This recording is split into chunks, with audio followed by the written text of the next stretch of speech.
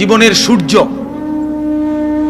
জিন্দিগির দুপুর, জিন্দিগির ঝলমলে সময় হলো 15 থেকে 40। এই 25 বছর, 25 বছর না, এই 25 বছর অনেক কিছু করা যায়, অনেক লাভ ফাল দেওয়া যায়, অনেক দৌড় ঝাঁপ দেওয়া যায়। 24 ঘন্টার মধ্যে 22 ঘন্টাই মেহনত করা যায়। জিন্দিগির দুপুর এটা। সকালবেলাও মানুষ কাজ প্রস্তুতি নেয়, বিকাল বেলাও মানুষ কাজ থেকে অবসর নেয়। দুপুরের টাইম, আলোকিত টাইমটাতে কাজ করে খুব।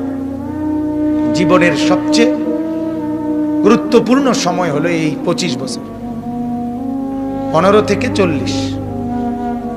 আর হাদিসের মধ্যে আছে আল্লাহ তাআলা প্রত্যেকটি মানুষকে পূর্ণ হায়াত যতদিন দিছে অতটুকু পূর্ণ হায়াতের ব্যাপারেও প্রশ্ন করবে হাসরের মাঠে। আবার এই যৌবনের এই মাঝের যে টাইমটা, এটার ব্যাপারেও প্রশ্ন করবে। আলাদা দুইটা প্রশ্ন। একটা হলো তোমারে মোট দিছি আমি 60 বছর, পুরা 60 বছরের হিসাব দাও। আরেকটা বলবে আল্লাহ আমি তোমাকে যৌবন দিছি 25 বছর, এটার হিসাব দাও, আলাদা দাও। আন উমরিহি ফিমা আফনাহু ওয়া আন শাবাবিহি ফিমা আবলাহু। একটা প্রশ্ন করবে পুরা হায়াত সম্পর্কে, কোথায় ব্যয় করছে। আরেকটা প্রশ্ন করবে যৌবন সম্পর্কে, কোথায় সেটা ক্ষয় করছে।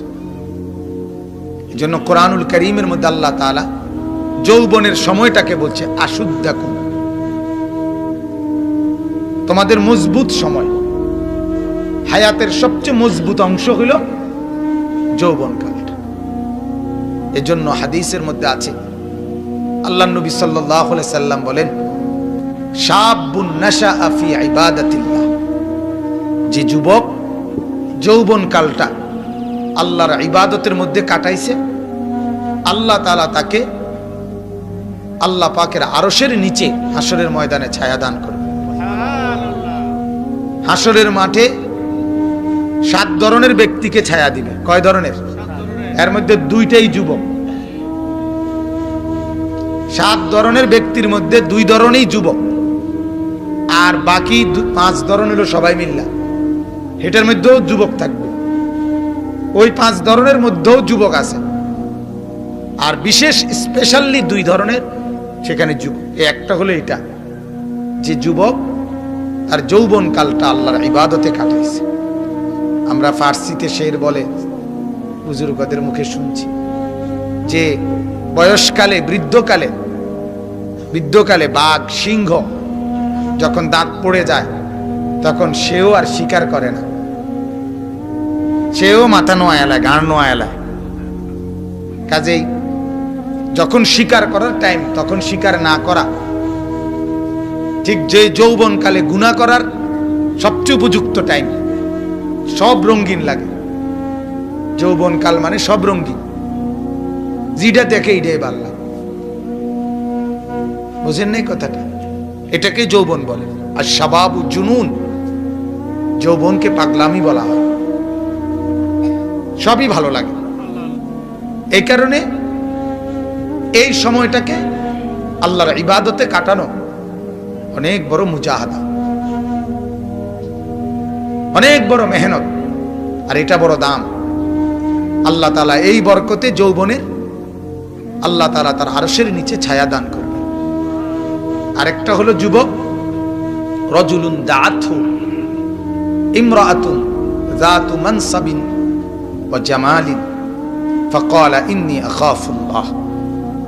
ওই যুবক, ওই পুরুষ যাকে এমন একজন নারী গুনার আমন্ত্রণ দিছে, যে নারী যাতু মানসাবিন ওয়া জামালিন, বংশ অনেক বড় বংশ, সুন্দরও অনেক সুন্দর, সুন্দরী বংশিয়া কোন রমণী যাকে গুনার প্রস্তাব দিছে, সরাসরি মহিলাই রাজি অপকর্মের জন্য, মহিলাই প্রস্তাব দিছে।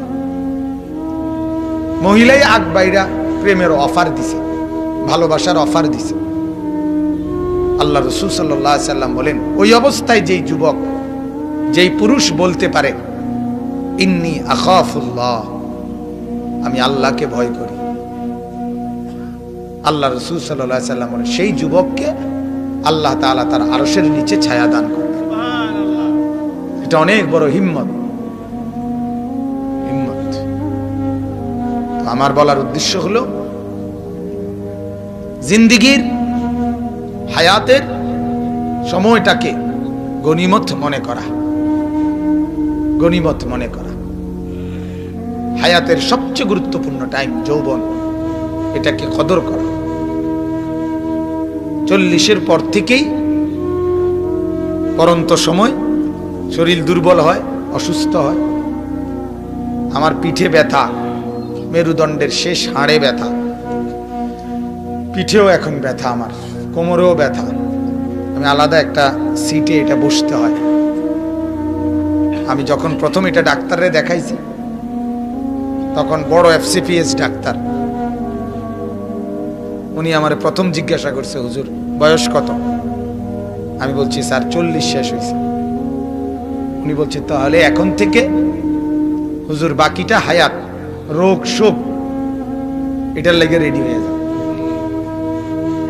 মানে যৌবনের ঘোড়া আর ঘুরবে না, রঙিন ঘোড়া শেষ। এখন থেকে এই আজকে এটা কালকে এটা, এই জাতীয় কিছু সুবিধা অসুবিধা নিয়েই বাকিটা হায়াত চলতে হবে। এজন্য বাপ, আমার অনুরোধ প্রত্যেকের কাছে নিজেদের জিন্দেগীর সময়কে কদর করা চাই। আহা, এক এক সেকেন্ড আমাদের জীবন থেকে চলে যাচ্ছে। আমাদের প্রত্যেকের উচিত হায়াতের এই সময়গুলোকে কদর করা। ছেলেরাও, বুড়ারাও, জওয়ানরাও, মারাও, বোনেরাও সবাই মিলে কদর করলে সময়কে, হায়াতকে, তাইলেই লাভ। এই যে মাহফিলগুলো, ওয়াজ বলেন, তাফসীর বলেন, চতুর্দিকে জুম্মার বয়ান বলেন, ওলামায়ে কেরামের সমস্ত মেহনত, চতুর্দিকের দিবারাত্রি যত মেহনত, মসজিদ, মাদ্রাসা, খানকা, পীর মাশায়েখ, আউলিয়া বুজুর্গ, জিকির, তাসবিহ, বয়ান, নসিহত, তাফসীর, আলোচনা, সব কিছুর মাকসাদ আখিরাতমুখী করা। কি বলেন? এই ওলামায়ে কেরামের মেহনত সবটার খোলাসা কি? আখিরাতমুখী করা, পরকালমুখী করা। আমাদের মধ্যে পরকালের অনুভূতি কলিজার মধ্যে বসানো। এটা যদি না হয় তো কোনো লাভ নেই, লাভ নেই, এটা কোনো ফায়দা নেই। এজন্য আমার অনুরোধ, আমরা প্রত্যেকে ইনশাআল্লাহ ওয়াজ মাহফিলে, যে আমি এই জন্য প্রতিদিন 2 মিনিট হলো এই কথাটা বলি, যে আজকে ওয়াজ মাহফিলগুলো আখিরাতমুখী চিন্তা চেতনার থেকেও, ওয়াজ মাহফিলের মধ্যে এই যে দোকান পাট, এই বুট বাদাম, খেলনা, কসমেটিক্স, এই জাতীয় জিনিসপত্রের ভিড়ে আসলে ওয়াজ মাহফিলের মূল যে প্রাণ, লক্ষ্য, উদ্দেশ্য, এটা অনেকটা হারায় যাইতেছে। মকসদ থেকে আমরা দূরে চলে যাচ্ছি। হাদিসের মধ্যে আছে, হযরত ইরবাজ ইবনে সারিয়া রাদিয়াল্লাহু তাআলা আনহু, ইরবাজ একজন সাহাবীর নাম। উনি বলেন, পরিষ্কার হাদিস, ওয়াজানা রাসূলুল্লাহ সাল্লাল্লাহু আলাইহি ওয়াসাল্লাম, তিনি বলেন যে আল্লাহর রাসূল সাল্লাল্লাহু আলাইহি সাল্লাম আমাদের মাঝে ওয়াজ করলেন। কি করলেন? বলেন না, ওয়াজও তো কইতে শর্মায় হুজুররা, এখন প্রোগ্রাম কয়। প্রোগ্রাম, আমার প্রোগ্রাম ছিল, ওটা প্রোগ্রাম। আমারে যখনই কেউ বলে হুজুর আজকে প্রোগ্রাম কোথায়, না আমার কোনো প্রোগ্রাম নেই। কি কতটা আজকে বয়ান করতেন না, আমি জি বয়ান তো আছে। কথা বুঝেন? প্রোগ্রাম কি? আমার অনেক সময় কেউ জিজ্ঞাসা, প্রোগ্রাম হুজুর একটা প্রোগ্রাম দেওয়ার জন্য, হয়ে যাও, যাবে কি বনের প্রোগ্রাম, না বিস্কুট খাওয়ার, না চা খাওয়ার, এগুলোই তো প্রোগ্রাম। মাহফিল বলতে এবড়া শর্মায়, ওয়াজ বলতে এটা মনে পুরান পুরান শব্দ, প্রোগ্রাম, বাপরে, প্রোগ্রাম করে বেটা, ও তো ডেইলি প্রোগ্রাম করে। অথচ সাহাবী বলতেছেন আল্লাহর নবী সাল্লাল্লাহু আলাইহি সাল্লাম আমাদের মাঝে কি করলেন? ওয়াজ করলেন। কোরআনুল কারীমের সূরা নাহল একটা সূরা আছে, এই সূরার মধ্যে আছে আল্লাহ নিজে বলতেছেন ইয়াইজুকুম, আমি আল্লাহ তোমাদেরকে ওয়াজ করছি। সুবহানাল্লাহ। ইয়াইজুকুম লাআল্লাকুম তাযাক্কারুন। প্রত্যেক জুমার মসজিদে ইমাম সাহেব জুমার খুতবার মধ্যে লাস্টে দ্বিতীয় খুতবায় শেষের দিকে এটা পড়ে, এই আয়াত এটা, ইবাদাল্লাহ রাহিমাকুমুল্লাহ ইন্নাল্লাহা ইয়া'মুরু বিল আদলি ওয়াল ইহসান ওয়া ইতা'i যিল কুরবা ওয়া ইয়ানহা আনিল ফাহশাই ওয়াল মুনকারি ওয়াল বাগি ইয়াইজুকুম লাআল্লাকুম তাযাক্কারুন। এটা পড়ে আল্লাহ বলেন আমি ওয়াজ করতেছি। তাহলে ওয়াজ এই শব্দটা নিজের জন্য আল্লাহ ব্যবহার করছে।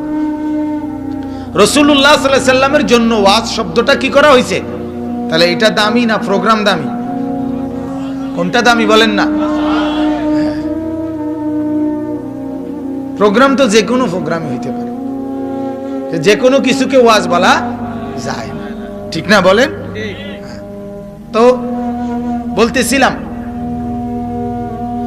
ওই সাহাবী বলেন ওয়াজানা রাসূলুল্লাহ সাল্লাল্লাহু আলাইহি ওয়াসাল্লাম, ইরবাজ, আল্লাহ রাসূল সাল্লাল্লাহু আলাইহি ওয়াসাল্লাম আমাদের মাঝে ওয়াজ করলেন। জারাফাত মিনহাল উয়ুন ওয়া ওয়াজিলাত মিনহাল কুলুব, এই দুইটা শব্দ ব্যবহার করছেন উনি। সাহাবী বলেন রাসূলুল্লাহর ওয়াজ শুনে আমাদের চোখ থেকে অঝরে পানি ঝরতে লাগলো।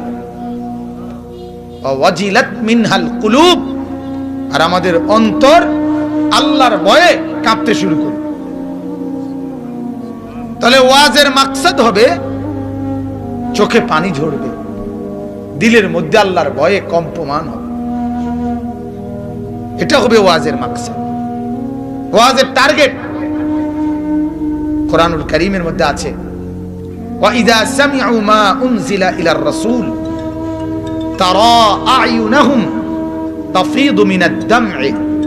আল্লাহ তাআলা বলেন, এই যে 7 নাম্বার পারা কোরআনুল কারীমের শুরুই হয়েছে এই আয়াতটা দিয়া, ওয়া ইযা সামি'ু মা উনজিলা ইলার রাসূলি তারা আ'য়ুনাহুম তাফিদু মিনাদ দাম'i মিম্মা আরাফু মিনাল হক। আল্লাহ বলেন ও রাসূল, আপনার সাহাবীদের অবস্থা এমন, আপনার উপরে নাজিল করা এই কোরআন যখন তারা আপনার জবান দিয়ে শুনে, আমার কোরআন শুনে, তখন আপনি দেখেন তারা আ'য়ুনাহুম, আপনি তাদের চোখের দিকে তাকিয়ে দেখেন তাদের চোখ থেকে তাফিদু মিনাদ দাম'i, অঝরে চোখ দিয়ে পানি ঝরতেছে। কি ঝরতেছে? পানি ঝরছে। তাহলে আল্লাহর কথা শুনলে, কোরআনে আল্লাহ বলছে, কোরআনে আল্লাহর কথা শুনলে এটার লক্ষ্য উদ্দেশ্য হলো চোখ থেকে কি পড়বে? পানি ঝরবে। এই হলো মাকসাদ। আজ আমরা সেভাবে বলতেও পারি না, আজ আপনাদের কলিজাতেও লাগে না, আমরাও বলতে পারি না, আপনারাও সেভাবে দিলের হালাত হয় না। হাসি ঠাট্টা মস্কারি দুষ্টামি রসিকতা, এটার নাম ওয়াজ। হ্যাঁ, লোক জমে, মানুষ বেশি হয়। হুজুর উনি কুচুক্কিরিয়া কথা কয়। আমার একদিন একজন কুচুক্কিরিয়া কি? আমি এই কথাটাই, এই শব্দ তো পৃথিবীর কোথাও কত কুচুক্কিরিয়া কথা কয়।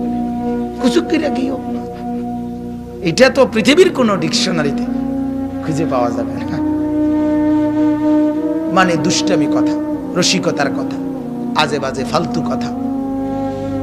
তা অথচ হায়াত থেকে, এই যে এখানে যদি আপনারা এখন 200 লোক হন, প্রতি মিনিট কিন্তু 200 মিনিট।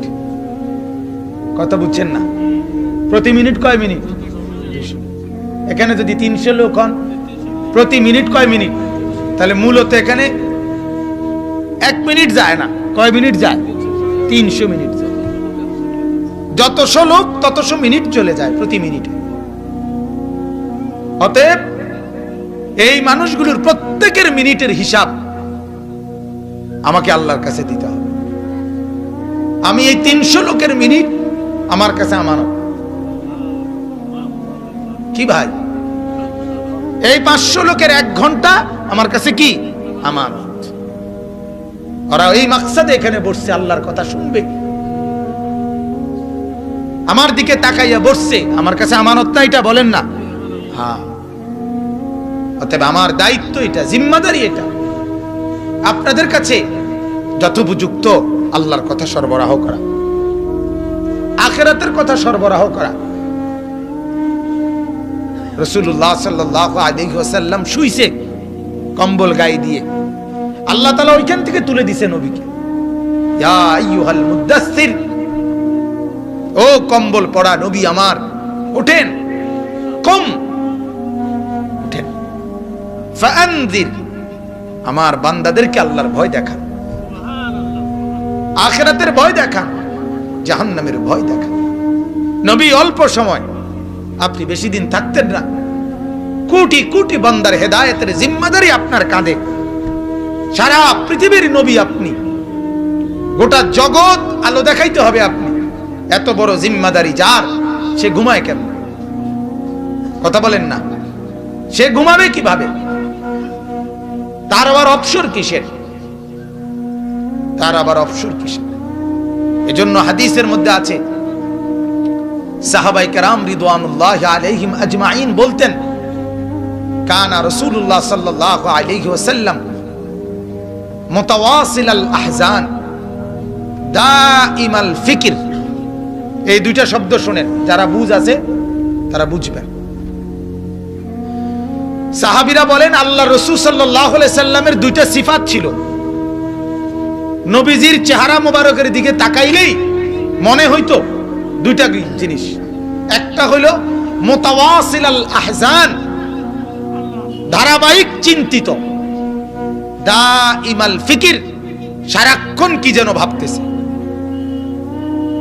সারাক্ষণ কি যেন ভাবতেছে, সারাক্ষণ কি নিয়ে যেন চিন্তা করতেছে। চেহারা দেখলেই এটা মনে হইতো। সাহাবীরা বলছে, কখনোই আল্লাহ রাসূলকে বেফিকির, গাফেল, কোনো কিছু চিন্তা করতেছে না এমন কোন সেকেন্ড নবীজি কাটাইতেন না। সারাক্ষণই কাউরে আর কাকে বলবে, আর কিভাবে বলবে, আর কখন বলবে, কিভাবে ইসলামের দাওয়াত দিলে সুন্দর হবে, এই ফিকিরের মধ্যেই তার জিন্দেগিটা কাটত। দিবা রাত্রি এমনই ছিলেন, দাইমাল ফিকির, মুতাওয়াসিলাল আহজান। হাসবেন কিভাবে তিনি, রসিকতা করবেন কখন তিনি, ফুর্তি করবেন কখন তিনি। হাদিসের মধ্যে আছে, আল্লাহর নবী সাল্লাল্লাহু আলাইহি সাল্লামকে জিজ্ঞেস করছেন, ইয়া রাসূলুল্লাহ, আপনার চেহারা এরকম বিমর্ষ কেন? আল্লাহর নবী সাল্লাল্লাহু আলাইহি সাল্লাম বলছে, কাইফা আনউমু ওয়া সাহিবুস সূরি কাদ ইলতাকামাহু। নবী বলেন, সাহাবীরা শোনো, কাইফা আনউমু, এটার অর্থ হলো আমি কিভাবে আনন্দ করি, আমি ফুর্তি কেমনে করি, অথচ আমার এই নিজ চোখে আমি ইসরাফিলকে সিংহা মুখে দাঁড়িয়ে থাকতে দেখছি। সাহিবুস সূর, সূর মানে হলো যে সিংহা ফু দিবে, সাহিব মানে সিংহাওয়ালা। কাদ ইলতাকামাহু, কামড়াইয়া, মুখ দিয়ে কামড় দিয়ে ধরে রাখছে। ওয়া হানা জাবহাতাহু, কপাল নিচের দিকে নামায় দিছে, কোনো দিকে নজর নাই। আসগা সামআহু, কান খাড়া করে রাখছে, পুরা ফিকির, এক ধ্যানে আছে কখন আল্লাহ বলবে। নজর চোখের নিচের দিকে, কান খাড়া আল্লাহর কিসের দিকে? অর্ডারের দিকে। আর মুখে সিংহা। যেদিন থেকে বানাইছে সেদিন থেকে আজও, এখন থেকে কিয়ামত